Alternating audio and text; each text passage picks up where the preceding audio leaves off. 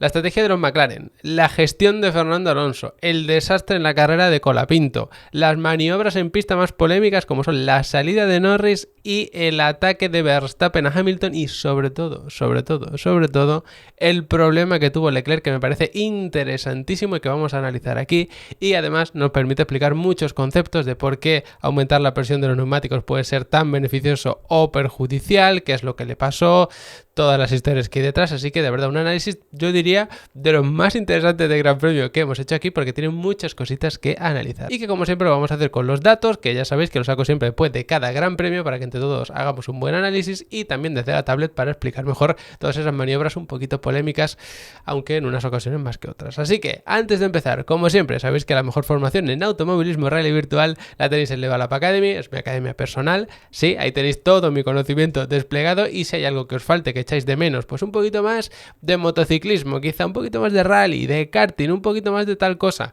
pues sabéis que me lo podéis pedir sin ningún problema. Y la idea de Level Up Academy, que ha sido desde el principio así, ya llevamos más de 4 años con esto, es que podéis aprender como os dé la gana, donde os dé la gana y desde el nivel que queráis. Así que podéis estar dados de alta los meses que queráis, no hay ningún problema. Si ahora, por ejemplo, en agosto tenéis más tiempo, os podéis dar de alta, y si luego en septiembre pues os vais de vacaciones o tenéis más lío, lo que sea, os podéis dar de baja sin problema, y cuando volváis a tener tiempo o ganas, os volvéis a dar de alta y seguís por donde lo habéis dejado. Que además cada curso lo podéis marcar como pendiente, visto, viendo y todas estas cosas para que podáis seguir un orden. Y si tenéis cualquier duda de, oye, ¿por dónde empiezo? ¿Qué certificados hay? ¿Cómo accedo a las descargas? El tema de los reglajes para Sim Racing.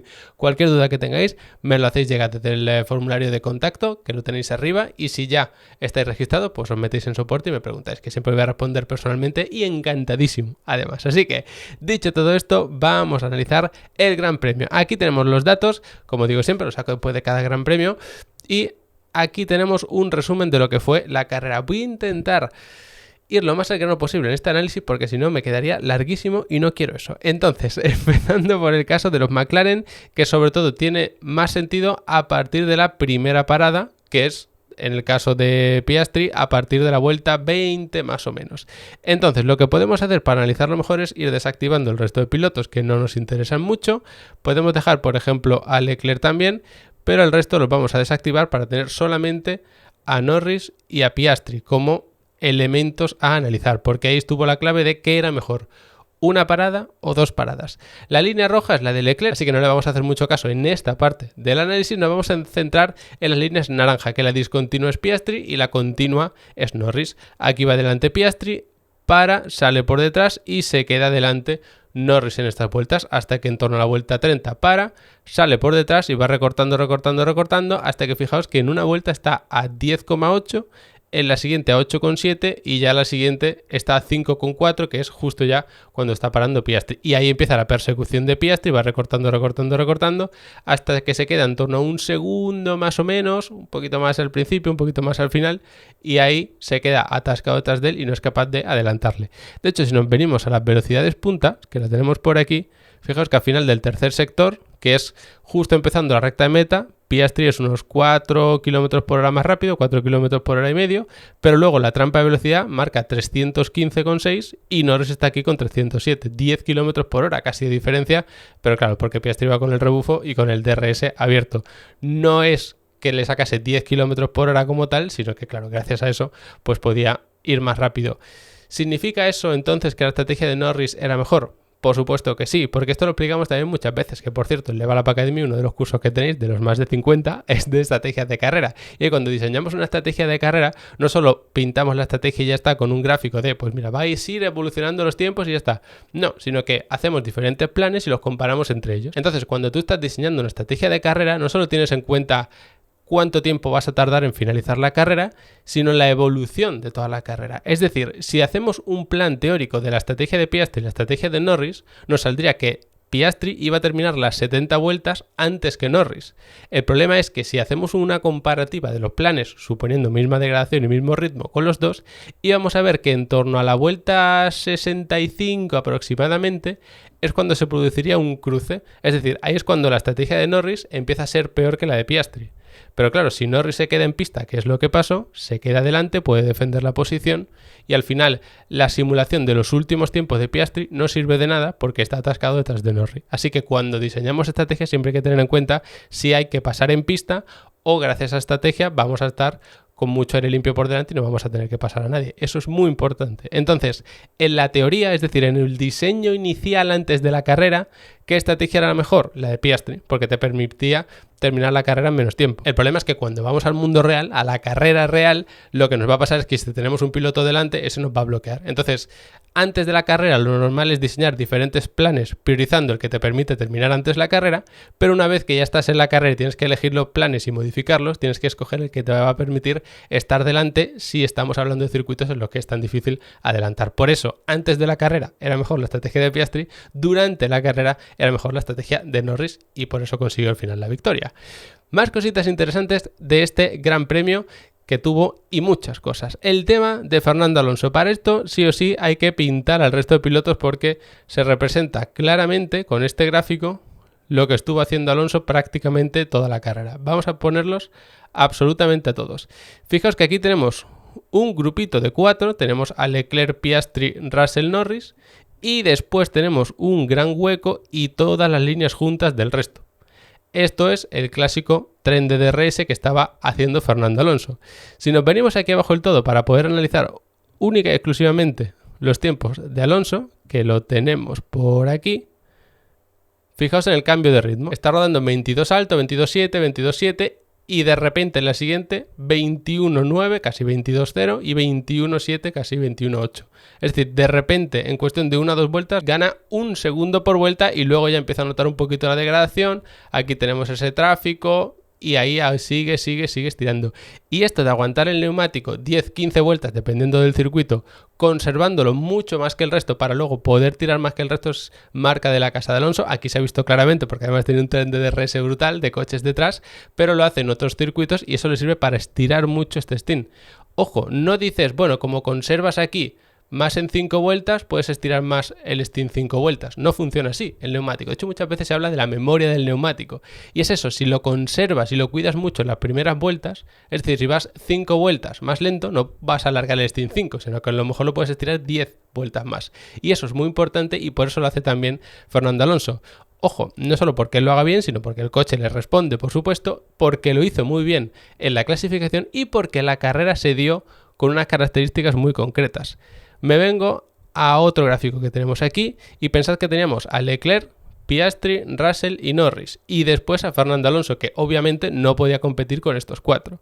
Por lo tanto, no tenía ningún rival directo delante y lo único que tenía que hacer es centrarse en los que tenía detrás. Y de hecho, entre los que tenía detrás teníamos, por ejemplo, a Hülkenberg, a los Williams, que iban con un neumático blando. Por lo tanto, lo que estás haciendo es ralentizar a todo el mundo, perjudicando sobre todo a los que llevaban un neumático blando, porque no pueden adelantar. Y la estrategia buena del neumático blando es, en las primeras vueltas adelantas a todo el mundo, cuando paras sales el último, pero van a empezar a parar los de delante y tú vas a ir ganando posiciones. A los del neumático blando ya le destrozas la carrera, pero es que al resto un poco también, porque tenías espacio suficiente. De hecho, cuando empiezan a parar es cuando él empieza a tirar y gracias a que todos sus rivales directos estaban detrás, él podía gestionar como él quisiera, porque a él le daba igual que los de delante, en este caso Norris, estuviese a 5 segundos, a 15 o a 20, porque él sabía que su pelea no era con ellos. Todo se dio para que además Fernando Alonso pudiese sacar una de las principales características o principales puntos fuertes que tiene, que es esa gestión tan exagerada incluso de los neumáticos en las primeras vueltas. Luego tenemos la otra cara de la moneda en el caso de Colapinto, que clasificó muy bien, salía 14º, incluso clasificó por delante de Gasly.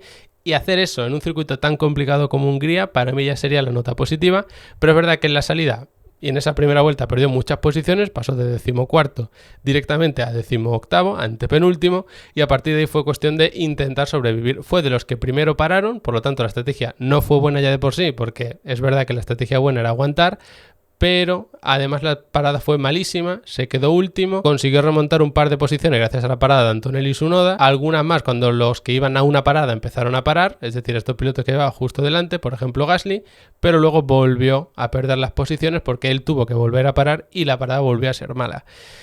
Parte positiva del asunto, pues que clasificó muy bien en un circuito en el que es muy complicado clasificar, porque es un circuito de los más complicados para los pilotos. Y punto número 2, es verdad que tal y como se dio la salida y lo complicada que era la carrera, era prácticamente imposible pensar en que él iba a puntuar. Pensad que después de la carrera de Alonso, que hizo quinto, el último que llegó a puntuar fue Antonelli, que lo tenemos aquí justo detrás de Verstappen. Y pensad que en la tercera vuelta Antonelli ya estaba 18º y Antonelli estaba 13º, que fue el último en puntuar. Por lo tanto, pensar que iba a poder remontar todas estas posiciones me parece demasiado optimista. No creo que hubiese podido ni siquiera puntuar, aunque la estrategia y luego la pit stop también se lo hubiesen dado bien. Que es algo, pues una especie de consuelo absurdo, por así decirlo, porque al final la carrera es un desastre, vuelve a salir prácticamente todo mal el domingo, pero al menos la parte que dependía de Colapinto yo creo que no estuvo del todo mal. De hecho, se queda aquí detrás de Tsunoda y pedirle que adelantase a Tsunoda para ganar posiciones, sabiendo que Tsunoda llevaba un Red Bull, pues me parece demasiado optimista. De hecho, podemos hacer una comparativa aquí rápida. Si ponemos a Tsunoda por aquí y a Colapinto por aquí, y fijaos cómo los tiempos pues son prácticamente calcados, con tantos doblados, o sea, siendo doblados tantas veces, mejor dicho, pues normal que perdiesen tanto tiempo. Y luego las últimas vueltas, pues bueno, aquí sí que era más rápido que Tsunoda, luego un poquito más lento, en fin, con todo el aire sucio, tanto doblados y demás, sabiendo que no estás peleando por nada, porque al final vas a conseguir los mismos puntos siendo el 19 que siendo el 18 o el 14, pues lógicamente tampoco tendría del todo sentido analizar estas últimas vueltas para ver el ritmo. Insisto, para mí, al menos lo que depende de Colapinto, sí que me parece algo positivo lo que extraer de este Gran Premio de Hungría, sobre todo viendo que clasificó delante de Gasly, que menudo temporazón está haciendo.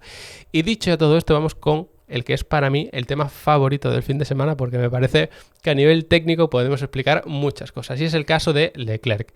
Tuvo una carrera que al principio pintaba muy bien, pudo mantener a raya a los McLaren, y para entender bien su carrera vamos a quitar a todo el mundo, pero vamos a dejar solo a los que parecían al menos sus rivales directos en esta carrera, es decir, los dos McLaren y Russell, que al final también consiguió colocarse por delante. Los desactivamos por aquí, y de hecho podríamos dejar también a Hamilton por aquí, pero mejor analizamos el vuelta a vuelta un poquito más adelante. Lo desactivamos y fijaos, manteniendo a raya a Piastri, que lo mantuvo más o menos unos 3 segundos, luego en las últimas vueltas sí que es verdad que Piastri empieza a recortar un poquito, y ahí deciden parar a Leclerc. Paran a Leclerc, vuelve a quedarse por delante de Piastri, aquí para Norris, se queda primero delante de Piastri sin problema, pero aquí es cuando tienen que volver a parar. De hecho, él para una vuelta antes que Piastri.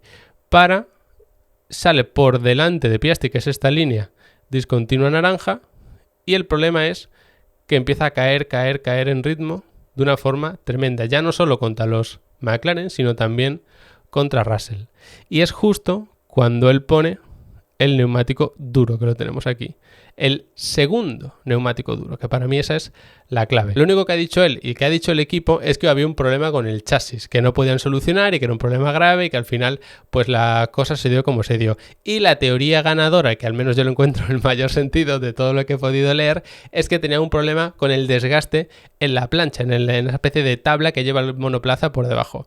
Si tienes demasiado desgaste ahí, al final te terminan descalificando, como le pasó a Ferrari, por ejemplo, en China también. Entonces, para evitar eso, lo que hicieron fue meterle más presión a los neumáticos que le montaron en la segunda parada, y de esa forma el coche ya es un poquito más alto y proteges esa tabla de abajo y no sigues aumentando el desgaste. Y hay aquí muchas cosas interesantes, entre ellas que Leclerc dijo: esto os dije que yo lo gestionaba para evitar este problema. Entonces, había dos opciones: o pones menos carga de combustible y permites al piloto que lo gestione, porque cuanta menos carga de combustible, menos pesa el coche y por lo tanto menos se comprime las suspensiones y menos roza la tabla con el suelo, o partes con la misma carga de combustible pero haces que el piloto no vaya tan rápido, es decir, no genere tanta carga aerodinámica y por lo tanto el coche se comprima menos en la recta, roce menos la tabla a final de la recta con el suelo y se desgaste menos. Y para analizar eso os voy a enseñar la telemetría de los compañeros de GP Tempo. Estos gráficos son de telemetría, es decir, no los saco yo como tal, sino que es la telemetría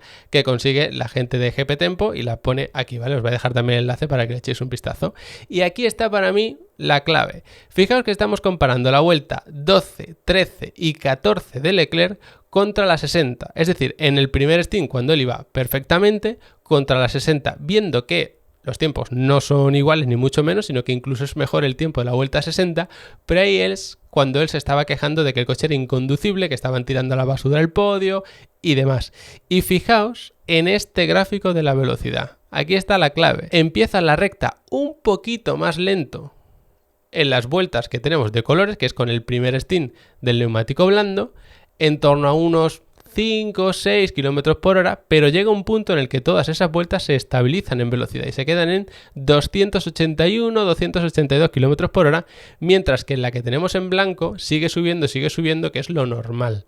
Entonces podríamos pensar, bueno, es que a lo mejor le han metido mucho ángulo de alerón delantero cuando han hecho ese cambio, y otra opción es pensar que le han quitado mucho ángulo de alerón delantero, haciendo que el coche pueda correr más en recta y así remontar posiciones o cualquier historia. Pero no funciona así, porque si tú le quitas tanta carga al alerón delantero, que ahora lo explicamos con los esquemas, como para que puedas ir unos 20-25 km por hora más rápido, el balance del coche se destroza, porque tienes que hacer ese cambio de forma equilibrada en el alerón trasero.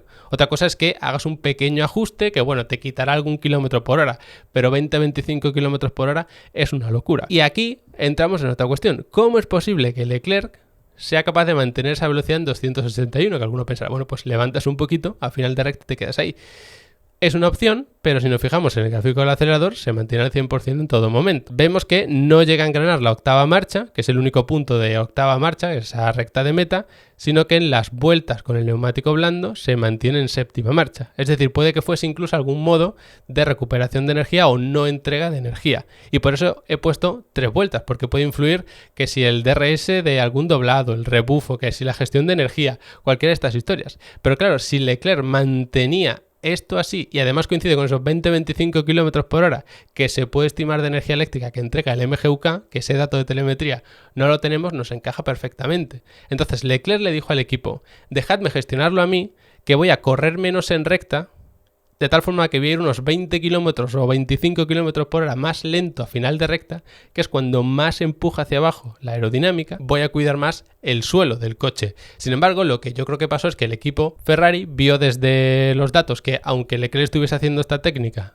la tabla se estaba desgastando demasiado y dijeron, lo único que podemos hacer es subir la presión de los neumáticos. Y de hecho, cuando aumentas la presión de los neumáticos, es verdad que lo proteges más al neumático, también al suelo porque lo levantas un poquito, pero vas a perder agarre porque la huella de contacto es menor. Y fijaos lo que pasa en prácticamente todas las curvas. Es unos 10-15 km por hora más lento en los vértices de las curvas, sobre todo las de velocidad media, que son la mayoría que tenemos en este circuito. Vamos a quitar, por ejemplo, estas y dejamos la 13, por ejemplo, que es la del medio, y fijaos, aquí estaba pasando por el vértice a 83 km por hora en vez de 89, una la traza a 113 y la otra a 104, esos 5 o 10 km por hora de forma constante. Eso significa que el coche tenía menos agarre, tenía que pasar más lento, porque si el coche pesa menos, que la vuelta a 60 tiene menos carga de combustible, lo normal sería poder ir más rápido por esa curva, pero no era el caso, así que ese neumático estaba claro que no le estaba funcionando. Y fijaos como en esta recta también limitaba bastante la velocidad. De hecho, si hacemos una estimación de lo que pueden ser unos 20-25 km por hora, en una Fórmula 1 y pasando de 280 a 300 km por hora, pensad que es una pérdida, entre comillas, de carga aerodinámica de un 15%, porque la carga va aumentando exponencialmente con la velocidad. Por lo tanto, esos 20 kilómetros extra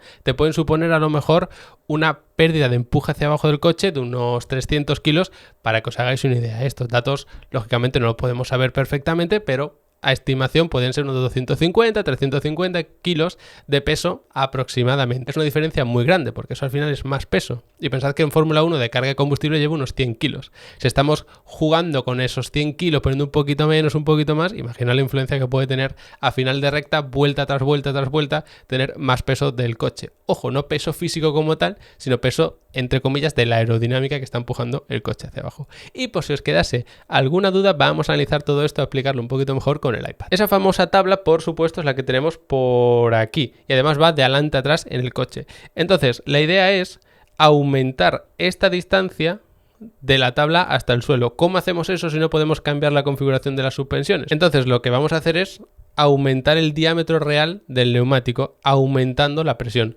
Cuanto mayor sea la presión del aire que hay dentro, que está empujando hacia afuera lo que será la superficie del neumático desde dentro, ¿no? Vamos a hacernos una imagen visual de esto, más va a crecer el neumático, además va a ser más duro, más rígido y por lo tanto no se va a deformar tanto. Entonces, por eso era tan importante analizar la velocidad, porque yo lo primero que pensé es, vale, si realmente estás aumentando la presión del neumático, vas a tener menos apoyo, menos agarre, porque lógicamente vas a tener menos superficie del neumático apoyando el asfalto. Es como si lo deformase, si en vez de tener esta forma tuviese esta, así que solo esta parte tocaría el asfalto bien en vez de todo esto, exagerándolo mucho, pero claro, luego en recta vas a tener menos pérdidas por rodadura, porque esas pérdidas por rodadura son por culpa de la deformación de los neumáticos. Si tiene más presión, se deforma menos, tiene más velocidad punta.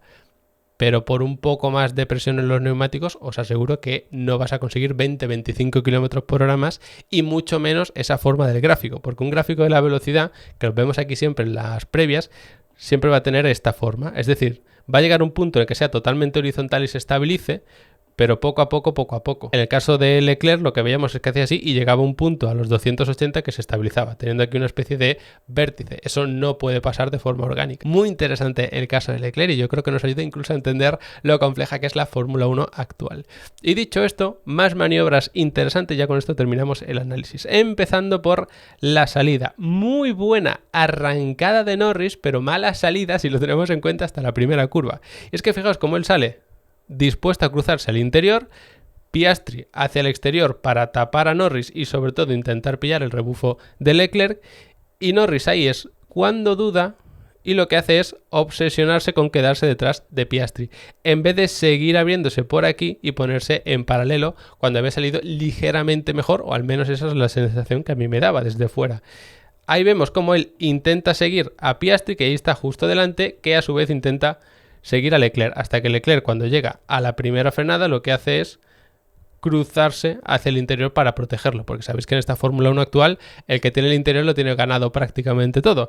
Y ahí es cuando Norris vuelve a dudar y se queda un poco atrapado, porque claro, ya no puedes tirarte al interior porque lo está cubriendo Leclerc y tampoco te puedes aprovechar por el exterior porque ahí ya lo tiene cubierto Piastri.